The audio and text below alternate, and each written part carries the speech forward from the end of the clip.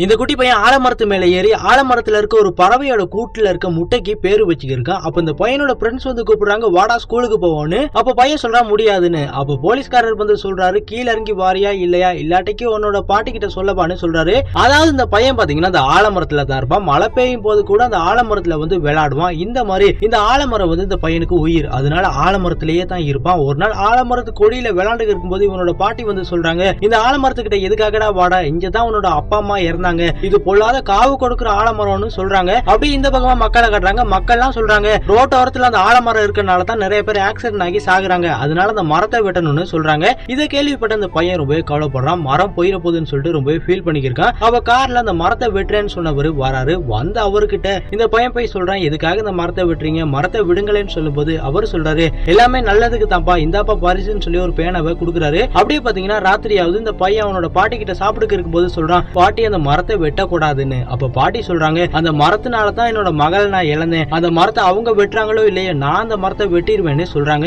இப்படியே பாத்தீங்கன்னா அடுத்த நாளாவது இந்த பாட்டி உச்சி வெயில விறக தூக்கிட்டு ரோட்ல வரும்போது மயங்கி கீழே விழுந்துடுறாங்க. அப்ப அந்த இடத்துல பைக்ல வந்த லேடி இந்த பாட்டியை கொண்டு போய் ஆலமரத்து நிழல்ல உட்கார வச்சு குடிக்கிறதுக்காக கொஞ்சம் தண்ணியை கொடுத்துட்டு கொஞ்ச நேரம் ரெஸ்ட் எடுங்கன்னு சொல்லிட்டு அவங்க போயிடுறாங்க. அதுக்கப்புறமா அந்த பாட்டி ஆலமரத்தை பாக்குறாங்க. பார்த்தா அந்த பையன் ஆலமரத்துல சில வார்த்தைகளை எழுதி வச்சிருக்கான். அப்படியே குருவியோட சத்தத்தையும் கேட்கறாங்க. அதுக்கப்புறமா குருவி முட்டையை பாக்குறாங்க. அதை பார்த்ததுக்கு அப்புறமா அவங்களுக்கு ஒண்ணு புரியுது. இந்த பக்கமா ஆலமரத்தை 80,000 1.5 லட்சம் ரூபான்னு சொல்லி ஏலம் போட்டுருக்காங்க. என்னன்னு சொல்லி பார்த்தா அந்த பையனோட கனவு. உடனே இந்த பையன் ஆலமரத்துக்கு என்னாச்சுன்னு சொல்லி வந்து பாக்குறான். பார்த்தா நிறைய பேர் இருக்காங்க. என்னன்னு சொல்லி பார்த்தா ஆலமரத்தை சாமியாக்கிடுறாங்க. இதை பார்த்த மக்கள் எல்லாருமே யாரா பண்ண வேலைன்னு சொல்லி சண்டை பிடிக்க ஆரம்பிக்கிறாங்க. அப்ப இந்த பையனோட பாட்டிக்கு வந்து சாமி வந்துருது. சாமி வந்து அவங்க சொல்றாங்க, இந்த ஆலமரத்துல தாண்டா நான் தங்கி இருக்கேன், மரத்தையே வெட்ட பாக்குறீங்களா மட பசங்களா, மழை வராம சாக போறீங்கடான்னு சொன்னதுக்கு அப்புறமா மக்கள் எல்லாம் பயந்து போய் சொல்றாங்க, இந்த இடத்துல நாங்க கோயில் கட்டுறோம். அப்படியே அந்த பையன் பாட்டியை பாக்குறான். பார்த்தா அது பாட்டியோட நடிப்பு. அதுக்கப்புறமா அந்த பையன் யோசிக்கிறான், இந்த ஆலமரத்தை யாரு சாமியா மாத்தி இருப்பாங்கன்னு. அதாவது யார் இதை பண்ணிருக்காங்கன்னு சொல்லி பார்த்தா இதுக்கு முன்னாடி இந்த பையனுக்கு பேனா கொடுத்தாரு பாத்தீங்களா, அவர் தான் அதை பண்ணிருக்காரு.